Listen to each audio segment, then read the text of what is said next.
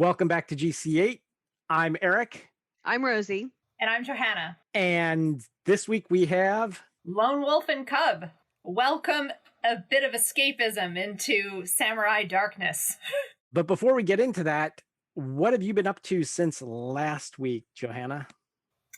I started my new job at Eventive, which is a really exciting opportunity to be on the ground floor in the film industry during this insane moment of transition. And I'll be helping theaters and festivals figure out how to exist in a hybrid world. So I'm really excited. Rosie, how about you? Any movie-related news since the last time? Not really, but we have been dipping into the archives with some older films. I don't know if Green Lantern counts, but I can't believe that movie is as old as it is now.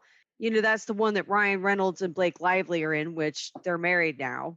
And it's kind of funny to see him as Green Lantern after seeing him as Deadpool, right? He's Deadpool. Thank you. Yes. Yeah. I love how she says, I've seen you naked. You think because I can't see your eyebrows, I won't know who you are or whatever. Right. Have you seen Green Lantern First Flight? This is, in my opinion, the best Green Lantern film that's been made. It's essentially like Training Day. Did you ever see Training Day? Not sure. I may have. Training Day was a film with, I think it was Denzel Washington, and he's training a new rookie cop. I forget who plays the rookie cop. It's Ethan Hawke. Ethan Hawke. Sorry. Denzel is, of course, streetwise, a little corrupt or a lot corrupt, and Ethan Hawke has to learn the ropes from him, contrasting the ideals of what the LAPD is supposed to be with the reality on the street. Green Lantern First Flight is that in the Green Lantern Corps, with Sinestro as the corrupt lantern, and it's kind of the same idea in space. It's really kind of cool, I think. Anyway, now that we had that long tangent about something having nothing to do with today's episode, except possibly the comic book basis, which is not small. Right. And I guess the Green Lanterns are kind of like samurai, so there is that. There is that. Let's get into it. It's a Jedi film, which is basically Japanese for period drama. Okay. Although most of our Star Wars fans will automatically recognize the word Jedi in there. I totally just did. Yep. Yeah. That's where Lucas got his term for Jedi, because most Jedi Geki films are Chanbara, which are swordplay films, usually set in the Edo period of Japan, which was akin to the Warring States period in ancient Greece or India or China, where there were a bunch of different fiefdoms, much like medieval Europe, in fact. And all these fiefdoms were run by local lords known as daimyos. They had their own armies, and they had elite soldiers in those armies, roughly akin to knights. Those were samurai. And ruling over all the daimyos was one shogun.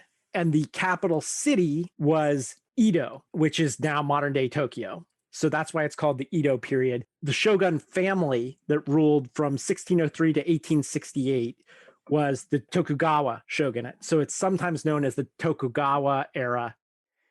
Okay, that little background out of the way, and talk about the manga.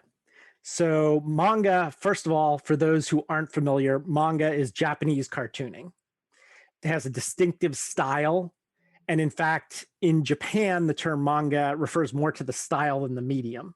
So when we talk about comic books, we're talking about the physical medium often. And in Japan, manga refers more to the style of cartooning. The style is more familiar to people in the West because it's used in anime, which is the animated version of manga. Anime has become super popular in the last couple of decades in the US. So I think most people who are listening to this would be familiar with that. Manga are usually in black and white and usually serialized in large digest forms. Everybody, don't write into us and tell us how we mispronounce stuff. one, we're not Japanese experts, and two, we're not language linguists either. So I don't want to hear about it this time. We're going to pronounce Japanese words left and right wrong throughout this episode, including names, and maybe our Japanese history will be off too. But we try to do our best. And we beg forgiveness. That's right. We're just film fans. Just film fans. Anyway, one manga, Kotsure Okami, which literally translates to wolf taking along his child, has been translated into the English as Lone Wolf and Cub by writer Katsuo Koike and artist Goseki Kojima. It's one of the most successful manga of all time. It is a historical fiction that tells the tale of how in 1965, the Ogami clan disappeared from Japanese history forever. Always been sort of a mystery what happened to them. They were replaced by the Yagyu clan. In this fictional version, the Yagyu clan frames the Ogami clan and kills them all, with the sole survivors being Ogami Ito and his 3-year-old son Daigoro, who embark on a quest of revenge against the Yagyu clan. That's the basics of the comics. I'm going to freely admit I have only ever read the first volume, The Assassin's Road. Is big. It was released in 1970 in Japan, and it sold 8 million copies in its initial run. Wow. There are 28 volumes of the manga. Each runs more than 300 pages for a total of 8,700 pages for the whole series. That's all I have on the background of the manga, except that it was, of course, adapted into film in the early 70s. Just to remind us all of what was going on globally in 1970, because it will be relevant. In March, the Nuclear Non-Proliferation Treaty goes into effect, ratified by 56 nations, including the US and Japan.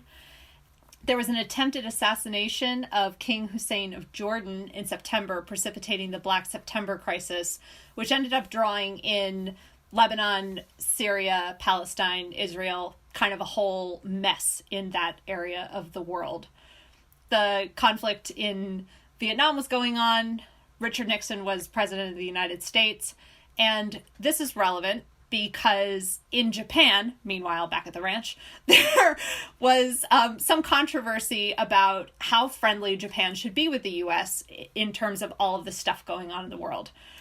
I was surprised to discover that the Emperor of Japan in 1970 was still Hirohito, the same guy who was emperor during World War II. The only slap on the wrist he was given was they declared that the emperor was no longer descended from God and an imperial figure, but was instead more of a constitutional monarch. At this point, and up until really about 1990, people continued to believe that Hirohito during World War II was no more than a powerless figurehead, and he was not directly responsible for Japan's role in World War II or Pearl Harbor.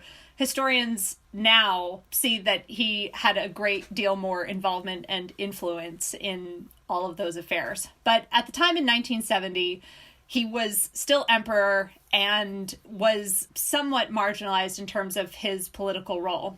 The role of the emperor in Japan has come and gone in different eras to different degrees of strength. And the movies we're watching, which take place during the Edo period, are a time when the emperor is less involved, with the shogun being much more powerful than the emperor when it comes to practical matters of state.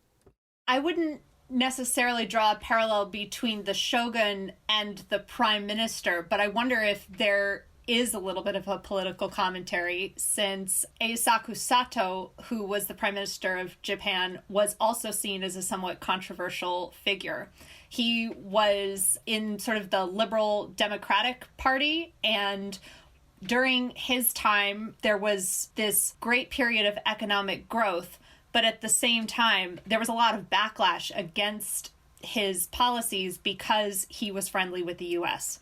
Sato had to walk this kind of fine line between the US and China and establishing relations that would set Japan up for success with those two rival powers. Sato tended to be friendly towards the US, agreed to this nuclear non-proliferation treaty, more or less turned a blind eye to what was happening in Vietnam, etc. And so I'd like to go back to why this manga was written and a little bit about the author, Katsuo Koike, who created this story because at the time in the early 70s in Japan, family life was starting to fall apart. The connection between children and parents was fraying. And in part, this was because there was a lot of political turmoil.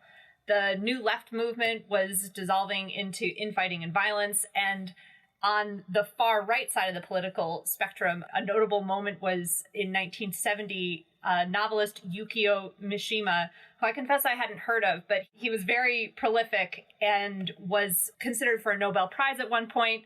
But I found most interesting, he had written a play called My Friend Hitler, if that gives you any perspective on what his politics might have been. Oh my. He very much opposed these pro-US, pro-liberal policies of Prime Minister Sato, and he tried to organize this violent insurrection to take over the Japan self-defense forces in a coup d'etat.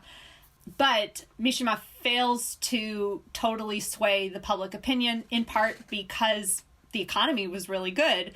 So a lot of people didn't see this as a huge problem and committed suicide in a very gory samurai-style seppuku, self-disembowelment and self-beheading, which, just to set the stage for, that's 1970 and where people are in terms of violence, samurai culture, and politics. And so this manga was meant to, in some ways, heal what was going on in Japan at the time. Anyone who's interested in the story about Mishima, there is an excellent film biography called Mishima, A Life in 4 Chapters. It's really great. I highly recommend it. Thanks, Eric, for breaking in there. I have to say I'm very intrigued after getting just that very brief detail about how his story ended. So Koike wanted to create this story that centered father-son relationships, but also drew on a lot of the popular appeal of samurai stories. So he creates this Lone Wolf and Cub figure, which was immediately recognized as being perfect for some kind of film adaptation. Originally, it was set to be a made-for-TV movie, but they started trying to figure out who was going to be the star of this film. Their first choice was Tetsuya Watari, who had starred in Tokyo Drifter, but he had fallen ill and so was unable to take the part. Their next choice was Shintaro Katsu, a multi-talented star of kabuki theater. He was a singer. He played traditional instruments. He was a world-class hellraiser, multiple arrests, drug use, a real character. He looked at the part, was kind of interested, but what he felt more strongly about was bringing this story to the big screen, not the television screen. So he signed on as a producer with Katsu Productions and decided that they were going to make this a full feature film for a theatrical release. They still didn't have a star yet. Good news is Shintaro Katsu's brother was more than happy to volunteer himself for the lead. Tomisabaru Wakayama was a huge fan of the manga and badly wanted the part, but he also wanted the blessing of the creator, Katsuo Koike. So he showed up at his house with a wooden Bokuto samurai sword, and despite the fact that Wakayama was a little doughy and not the muscle-bound, strapping samurai that had been portrayed in the manga, he showed off his swordplay skills and acrobatics and won the author's approval.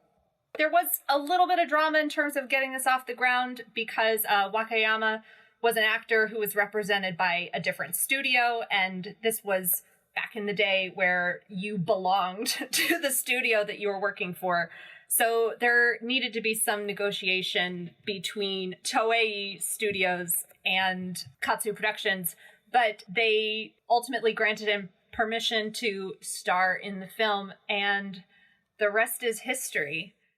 I feel like we have done a lot of films that influence Quentin Tarantino. Last week we did Faster Pussycat Kill Kill, which Tarantino was talking about remaking, and I believe this is another one that he was talking about remaking at some point, but it definitely was a huge influence on Kill Bill, which just mimics scenes from this. In fact, there is a scene where the bride is going to bed with the daughter. Okay, kind of a Lone Wolf and Cub situation there. And they're talking about watching Shogun Assassin, the direct reference to this film. This is not the only film that was adapted from works by Koike. The other famous one is Lady Snowblood, which is a direct inspiration for Kill Bill. And I hope we get a chance to watch Lady Snowblood at some point in the future. So many movies, so little time, you know? It influenced a lot of directors. John Carpenter, there's a scene straight out of Big Trouble in Little China that is pretty much lifted from this film. I'd say in the West, there are three very famous cinematic samurais. One is Sanjuro from the Kurosawa films. One is Zatoichi, films that were also directed by Kenji Misumi, who directed this film. And played by Katsu. And it's one of the main reasons why he didn't end up taking this particular role, was that he was still working on projects as Zatoichi, the blind monsieur turned samurai. Right. So yeah, it's interesting the professions that these samurai had beforehand. And we'll talk about Ogami Ito in the story. He was the executioner for the shogun. Now, I want to clarify what that means, because people tend to think of executioner as someone who assassinates people, someone who, you know, you're condemned to execution, then the executioner is the person with the black hood and the axe and he cuts your head off, or the person that fires the bullet in the firing squad, whatever the case is. Executioners during the Tokugawa period were slightly different. If you had the displeasure of the shogun or whatever, it was on you to commit seppuku or harakiri. So the person who was going to die actually killed themselves using a tanto or short blade, and they would disembowel themselves, making a slash across their chest and abdomen, really killing themselves. But because self-disembowelment is an extremely painful way to die, there was someone whose job it was to hold the large sword, like a katana, and decapitate the person after they had disemboweled themselves so that they died quickly and wouldn't suffer. They've already done the honorable thing. That was Ogami Ito's job, doing the decapitation. It was considered an honor to hold that position. And in our fictional universe, the Yagyu clan wants that honor. They want to take up that one of the three major jobs, the other being the spies and the ninjas. Okay, so now that we've gotten into how this influenced John Woo, John Carpenter, John Milius, and other directors like Quentin Tarantino, what did you guys think? I thought it was fascinating because I honestly did not know what I was walking into with this film. I am a Tarantino fan, been a Tarantino fan for quite a while. So I did see a lot of the similarities during the fight scenes with the blood and all of that, but I really liked the story. It opened my mind up to a whole new world, and with everything going on right now, it's kind of nice to be able to do that. It was a very fascinating story. You know, I really was brokenhearted when, you know, his whole family was assassinated, and I really enjoyed the fight scenes and the vengeance he was able to get. It was a fascinating film watching his journey, and I really wish that every 3-year-old behaved as well as his 3-year-old. Can we talk about that? Because, you know, Johanna, you and I are both moms. Having kids that age, they do not sit that still. And so this kid, I think he was already an acting genius from the time he was born. He was incredible. The child who plays the cub is, yeah, amazing. I know, and adorable too. Very adorable. I really enjoyed the film. I liked the places it's taken me. I'm happy to hear that it was part of a 6-part series, because that's something that I would actually sit down and watch and enjoy. The plot is very complex. A lot of these samurai films, they're like soap operas with intricate plots. And like we said, this is a very, very lengthy comic series, and they tried to distill a lot into one movie, which I feel is the opposite of what's popular with American audiences, which is very simple stories. For example, we watched Red Sun, which was another samurai film, but it had a very simple plot about recovering a stolen sword. It came out around the same time. Red Sun was 1972.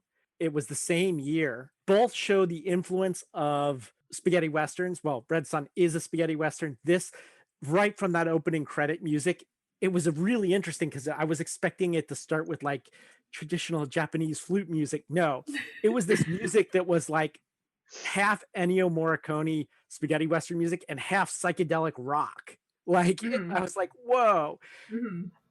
I was digging that. Yeah.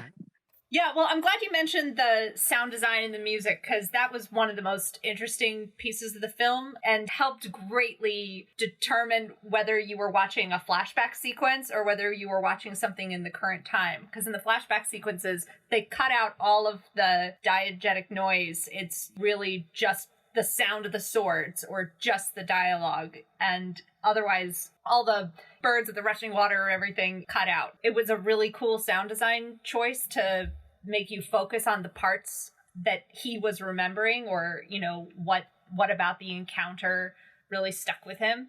I confess, there were times where I wasn't sure, wait, which, are we in the present or are we in the past right now? And then, the sound design would give me that cue. It was a good choice, I thought.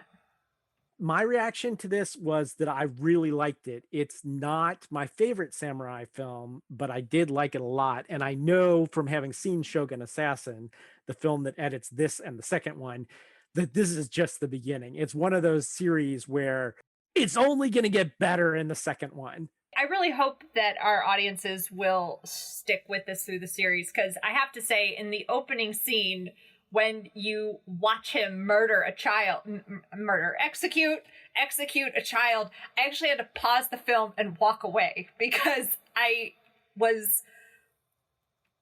really didn't want it to have happened. And, they don't show it. It's one of the few moments where they spare the audience the graphic images.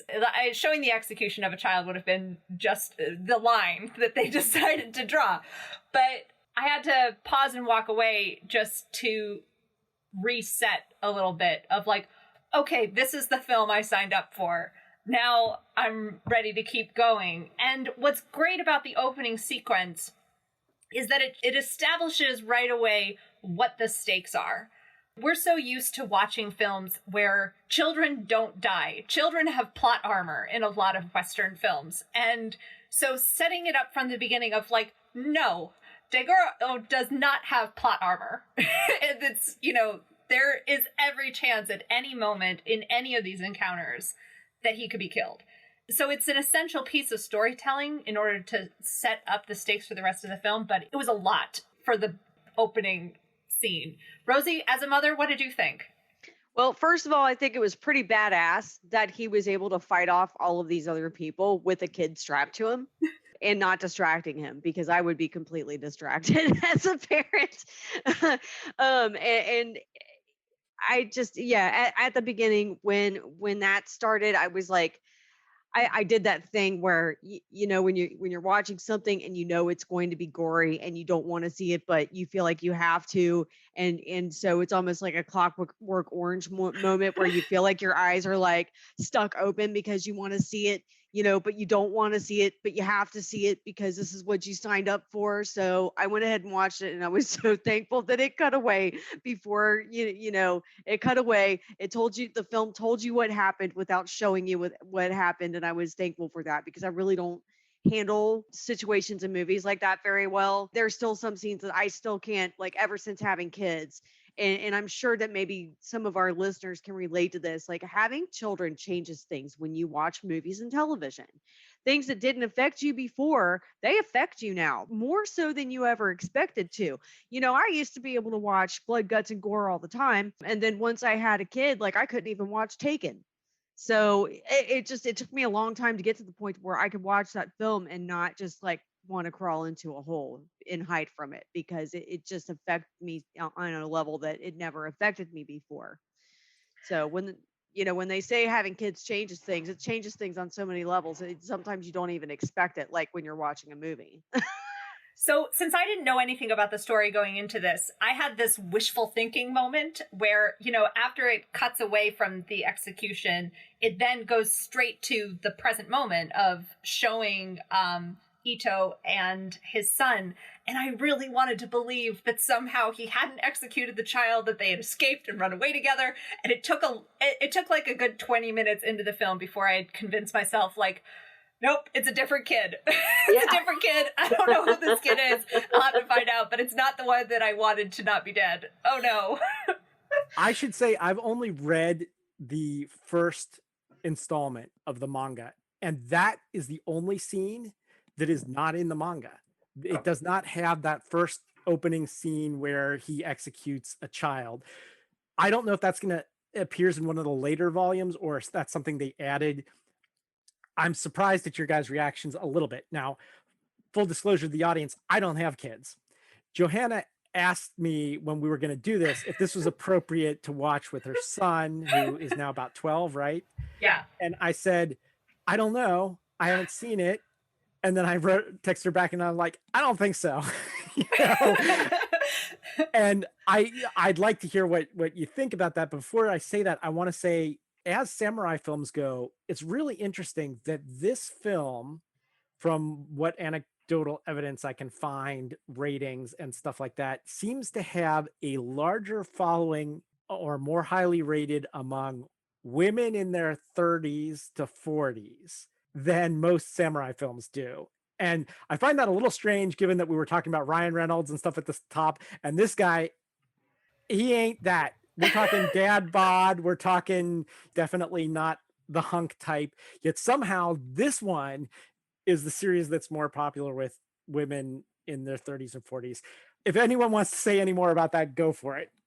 I'm just going to speak into it, because anybody that can use a samurai sword with a kid strapped to him is a badass.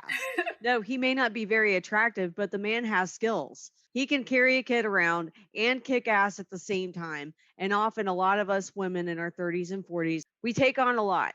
You know what I mean? And so when you see the samurai kicking ass and taking names with a kid strapped to him, it's kind of, in a way, it's kind of relatable, because we take on a lot while we're raising kids and running a household and still having to, go to work every day and do everything like that. So it's nice to see a man in that role, especially in an older film.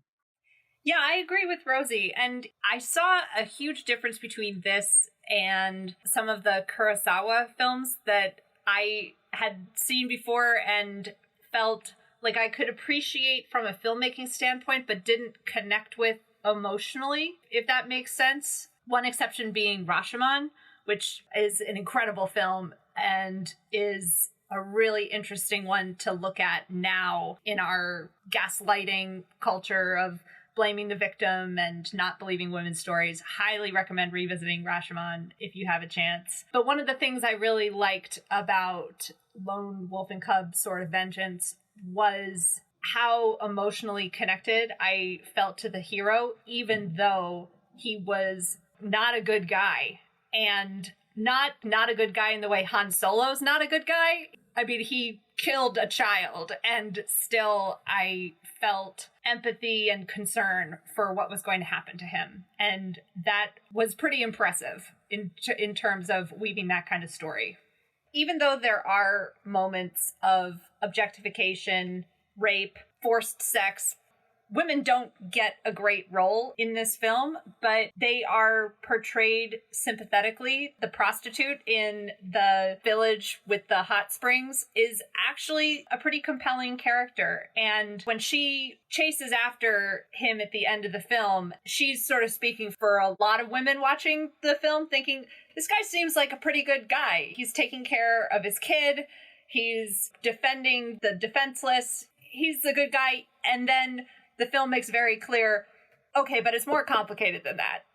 He's also cursed. He's also on this demonic path, which I was going to ask you, Eric, whether you saw that critique reading about the film and people's interpretations of it, there's a lot of language about the road to hell and that he's a demon or he's leading this path towards darkness, and a lot of, I wouldn't say Christianized language around, demons and hell and whatnot. But did you get that sense from the film that it's indicating he's on this demonic path to hell?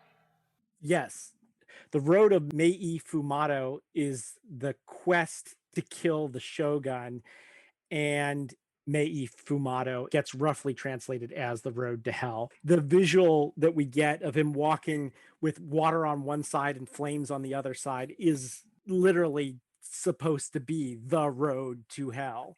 I think there is no doubt that there is a kabuki theater aspect to this of demons and demonic forces in his way. In fact, some of the later installments refer to hell, the underworld, the baby cart of the River Styx. That is a recurring theme, even though the actual action is very historical and not one of these wild action films like Big Trouble in Little China that's just wild martial arts where you get all kinds of crazy special effects and things like that. This is much more realistic and down to earth, but it has an overwhelming feel of demonic forces opposing him.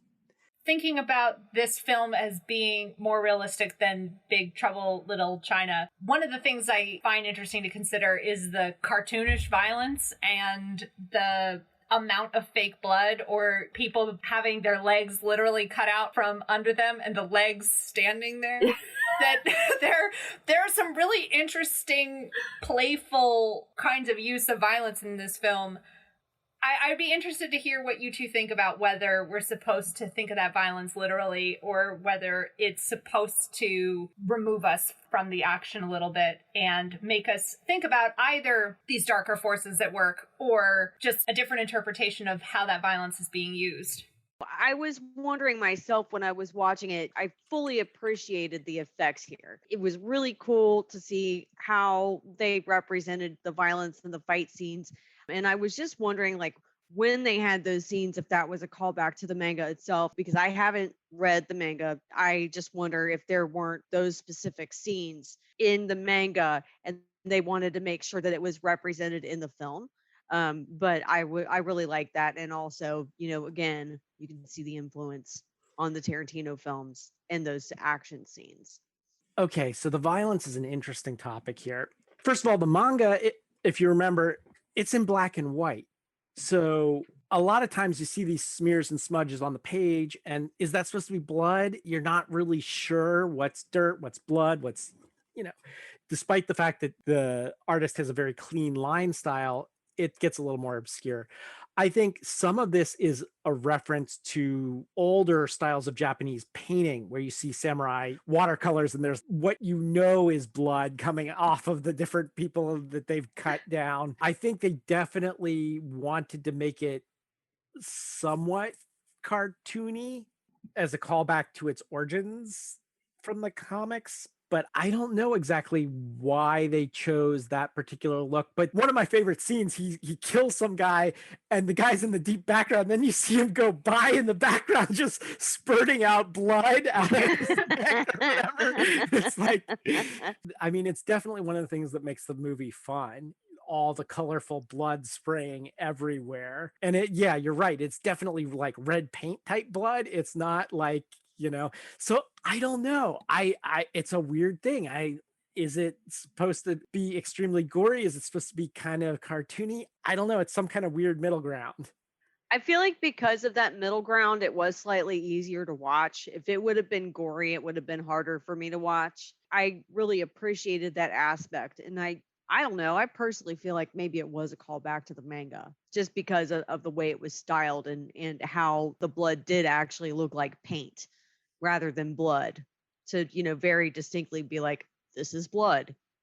This is blood spurting everywhere. It's something you see in a lot of martial arts films, not just this. And this definitely has a lot of the martial arts tropes, like the plot of just about every martial arts film.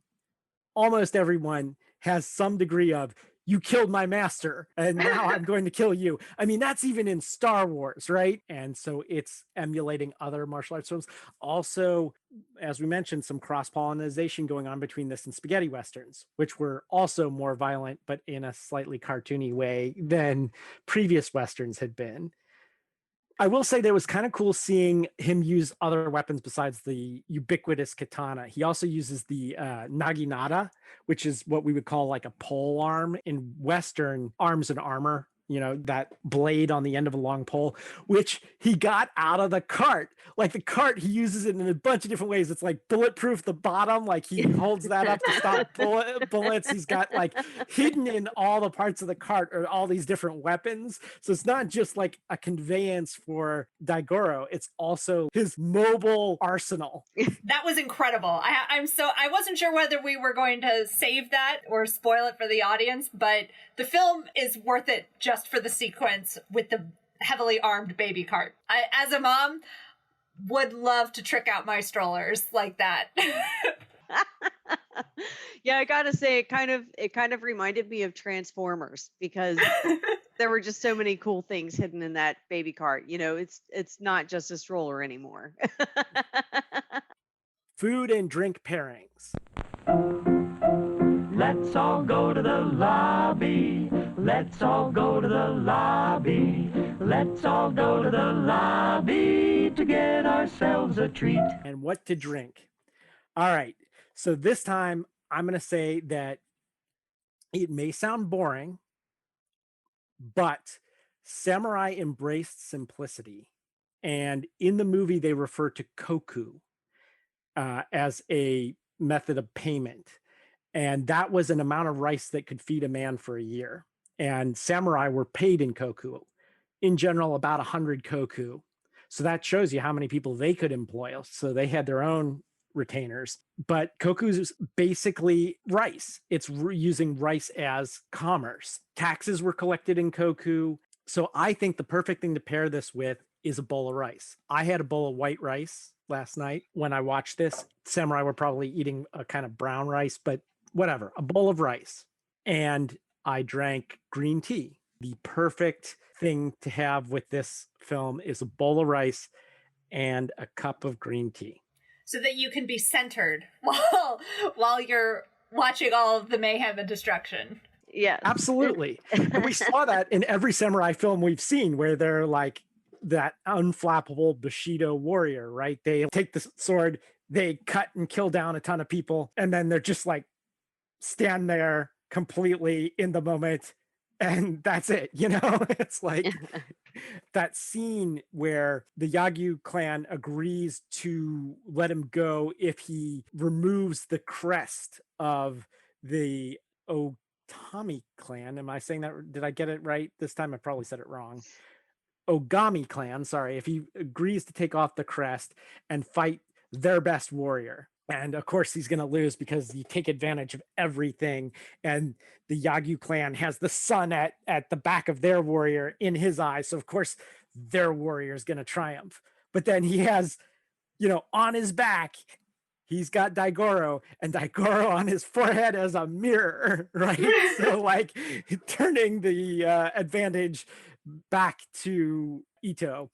I love that stuff. But I do think that amidst all the violence, being centered with just one bowl of rice, one cup of green tea, that's all you need for this film.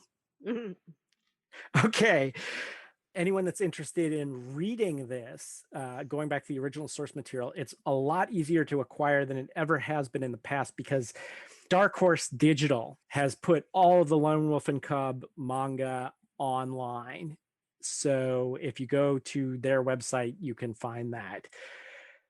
Okay, let's get into Lone Wolf and Cub, Baby Cart at the River Styx, the second in the very long series of Lone Wolf and Cub movies.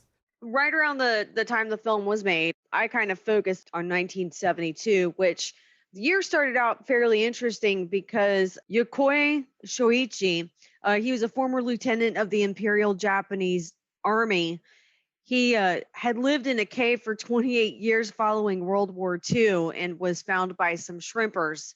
And his cave still to this day, well, cave, I say in quotation marks because it's not the original cave. It was ruined by a tsunami, but it is a tourist attraction. There's a cave like near the original one where you can actually go and visit in Japan, which is very fascinating. I'd be interested to go check that out because this guy totally lived off the land for 28 years. And the last 8, he was completely by himself. Everybody else that he was living with, which apparently was a common occurrence for Japanese soldiers just to go into hiding after the war if they survived rather than come back.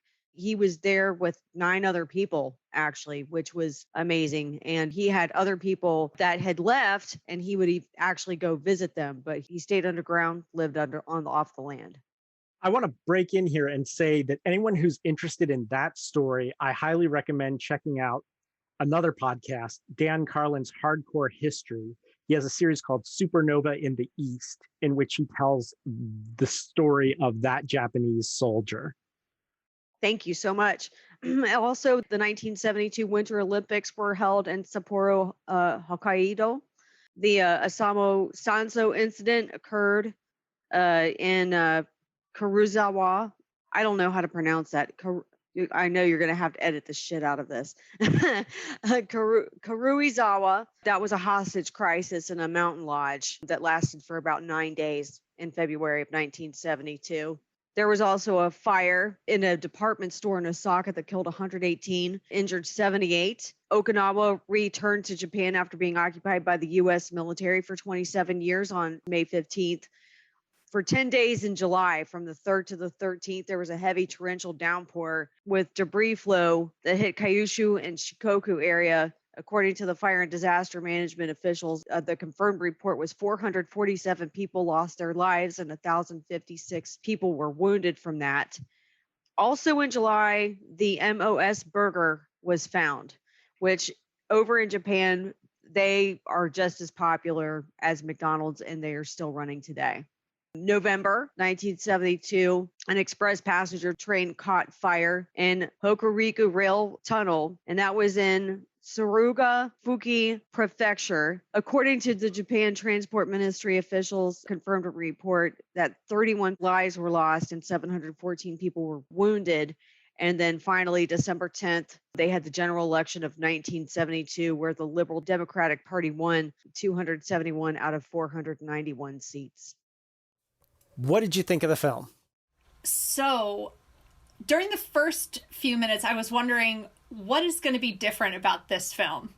Because from the opening sequences, you can sort of tell that they're upping the ante a little bit on the violence. But I was wondering, what new ground is this film going to cover that was not in Sword of Vengeance?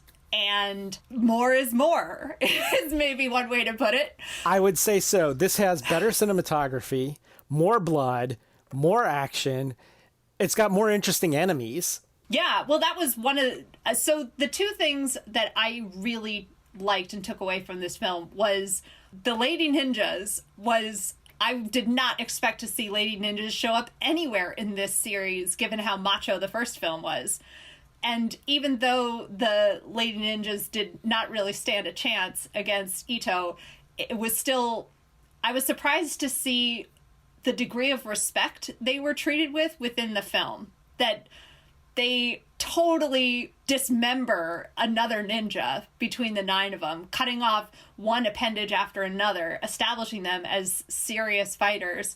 And then even in their encounters with Ito, they are treated more or less with respect. There's like a slight cut to like woman's breasts being slashed, but other than that, you know, they don't scream, they don't beg, they don't act like women versions of warriors, they act like warriors. I was really impressed by that.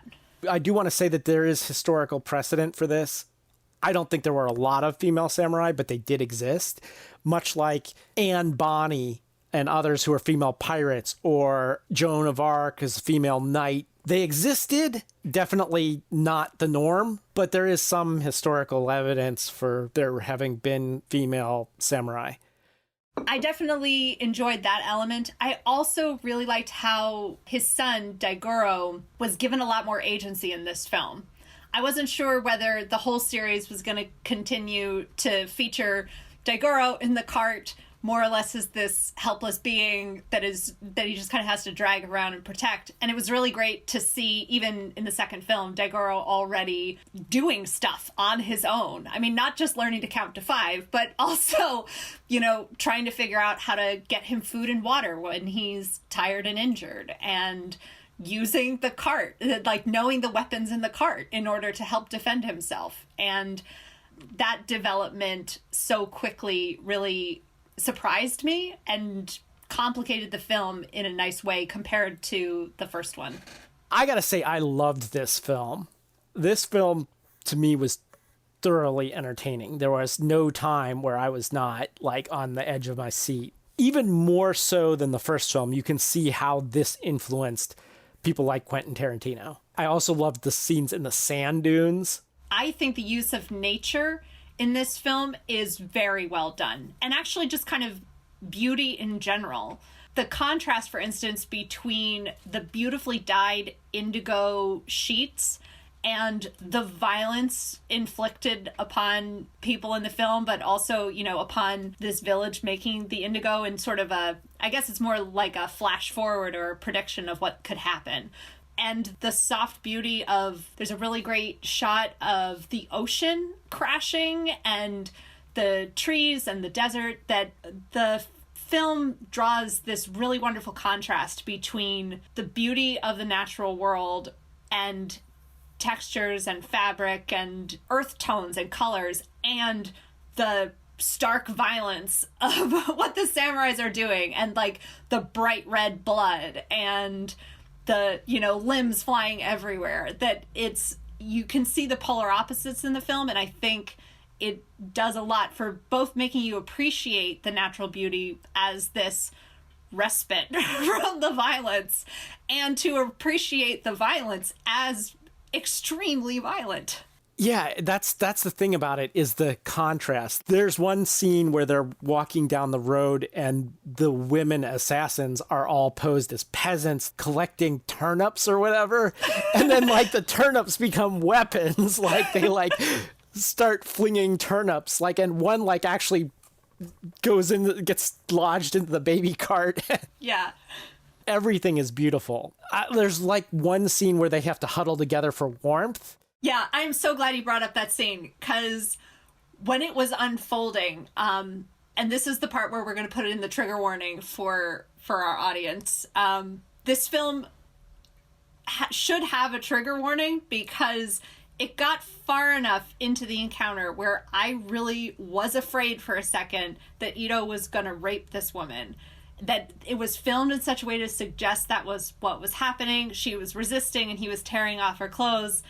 And then suddenly it turns out that's not his agenda at all. He's trying to make sure they don't all get hypothermia from wearing cold, wet clothes and not having a way to keep warm. And just I think what I really like about this film, compared to some of the other exploitation cinema I've seen, I did not feel myself desensitized at any point, which, considering the amount of violence that this has, I was there for all of it. And that was a real surprise. And this almost rape scene, or this scene that gestures at that, but then actually is like, oh no, just kidding.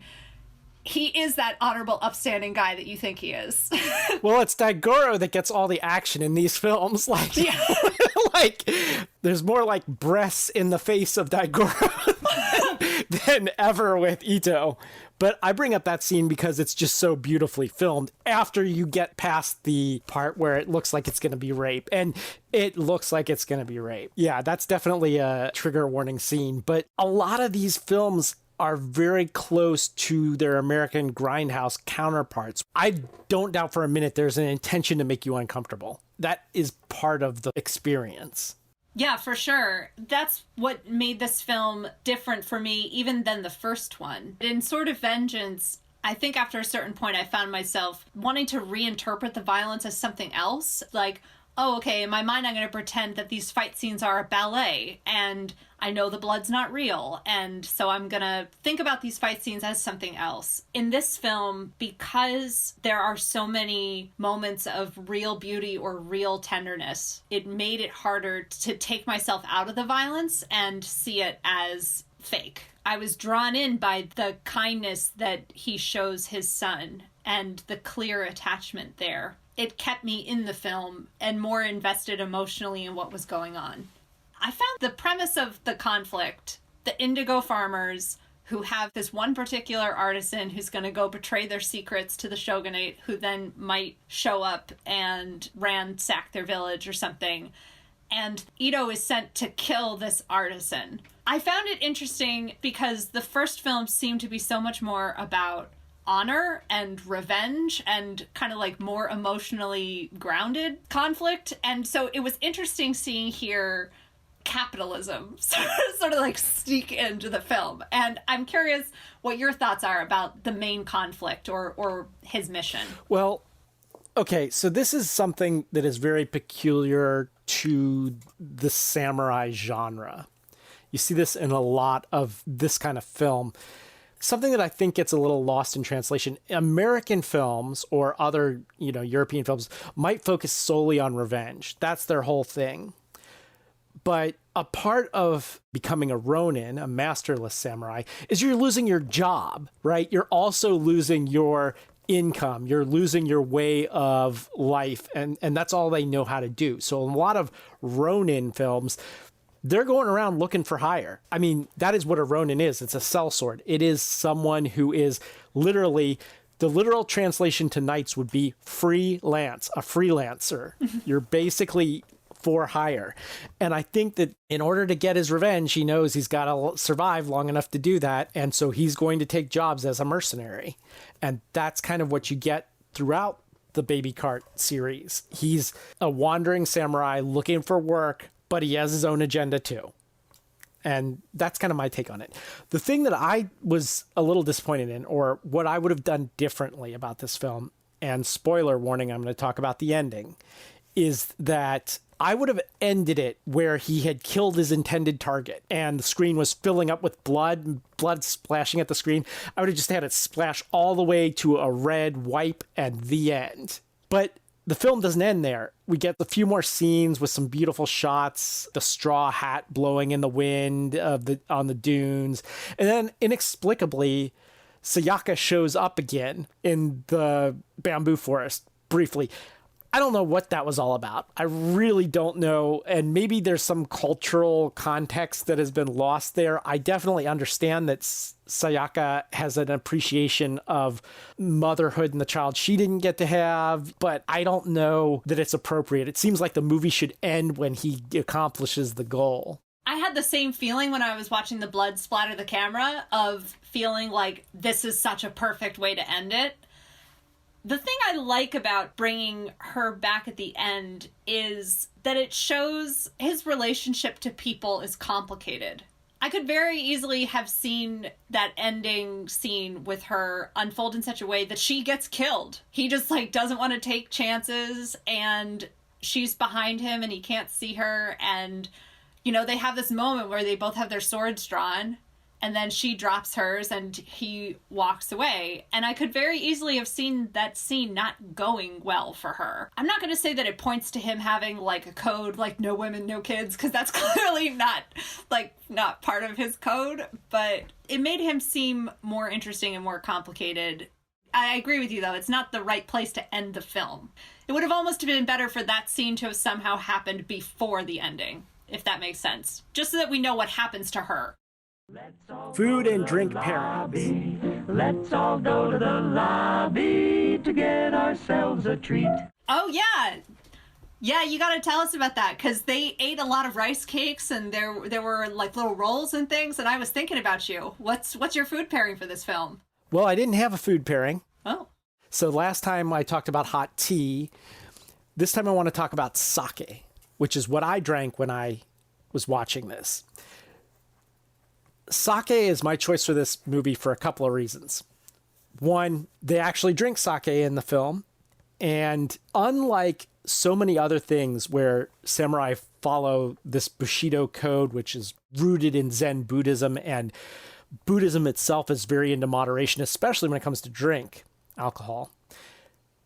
But samurai, they liked their sake. There are stories about samurai getting drunk on sake and causing quite a ruckus in towns and stuff like that. It's a trope that you find throughout these Jedi Geki films. You know, the samurai get drunk and, you know, or the innkeeper will be like, don't serve sake to the samurai, you know? Yeah, is that Yojimbo? Yojimbo is one of the ones where Mifune is like drunk the entire time. Yeah. Right? Yeah. It happens there. It happens in a lot of them. It's something that is well associated with samurai films. So I say, as an audience, we should be drinking sake too. Now, I am not an expert on sake, but I am going to make some recommendations here to the audience.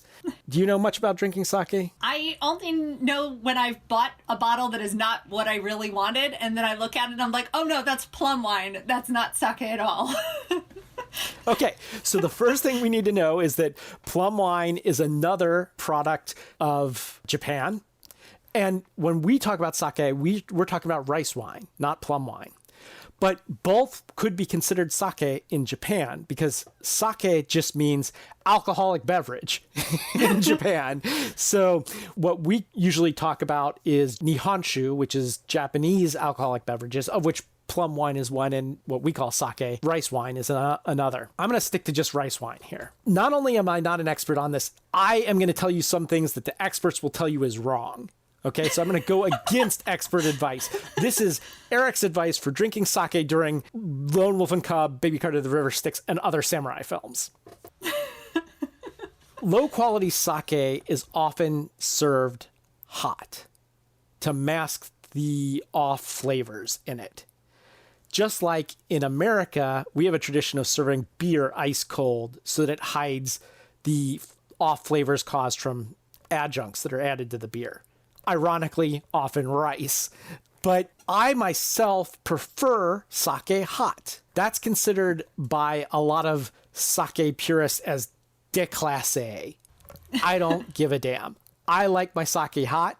I think it's the perfect thing on a cold night. And just like everything, the way people drink things comes and goes. There's fashions, you know, and we'll talk about the movie Sideways or wine drinking. I hate all that wine snobbery. We'll talk about that sometime in another podcast.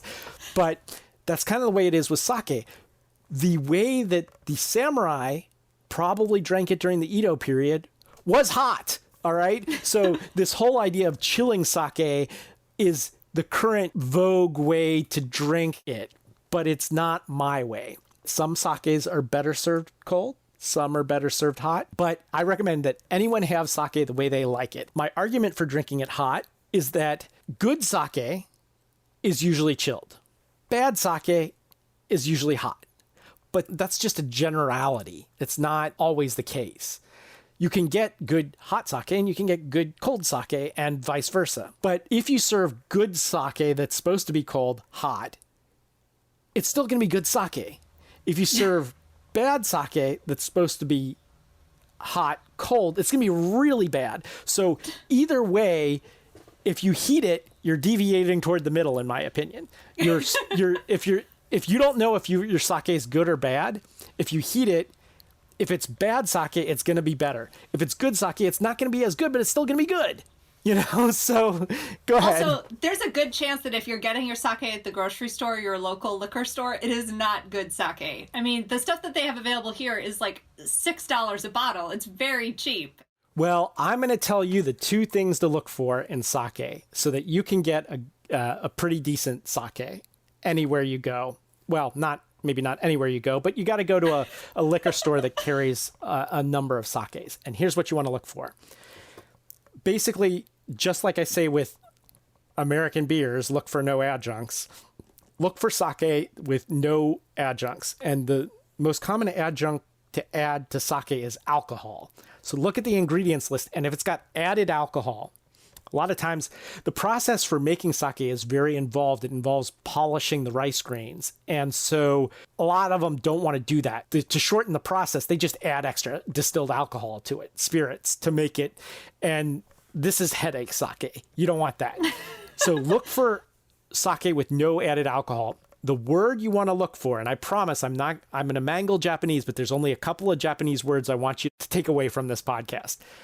Junmai, Junmai is the romanization of it. Junmai means rice and water. It is purity. That's what you're looking for in sake. You want it to be just rice, water, and then there's the kind of fungus and yeast that is used to ferment it. Some don't even have yeast, just the fungus. The second thing is sake with greater than 30% polished rice grains. And a lot of them will tell you that on the bottle. Then there's other things you can learn, like Haya usually is served cold, Atsukan is usually served hot. Don't worry about any of that. Just worry about, is it Junmai and does it have greater than 30% polished rice grains? I like Ginjo sake, which is a high quality sake. This is one where it could be called Ginjo. It could be called Dai Ginjo, D-A-I. Dai means great. So like Daigoro from our film, that's in his name. We've talked about the daimyo, the big lords, the great lords. So it's even higher quality Ginjo. There's Ginjo, there's Dai Ginjo, and everyone will tell you, especially in America, Ginjo sake should be served chilled. Don't listen to them. If you want it hot, like me, have it hot. If you want it cold, have it cold. I recommend looking for Ginjo because it's a high quality, and I recommend looking for Junmai, which is very pure. If you can find Junmai Dai Ginjo, go for it. That's really good sake right there. That's all. That's all there is to it, really. Well, that's actually very helpful because I really enjoy sake, but every time I go into the liquor store to buy some, I always forget what I got before. And I feel like I'm spinning a roulette wheel. There are 10 different kinds, and I have no idea what I'm doing. So this tutorial was actually extremely helpful. All I'm saying is look for Junmai sake and look for Ginjo sake. That's it. And then have it however you like it. Okay. Until next time, this is Eric. This is Rosie. And Johanna. Signing off.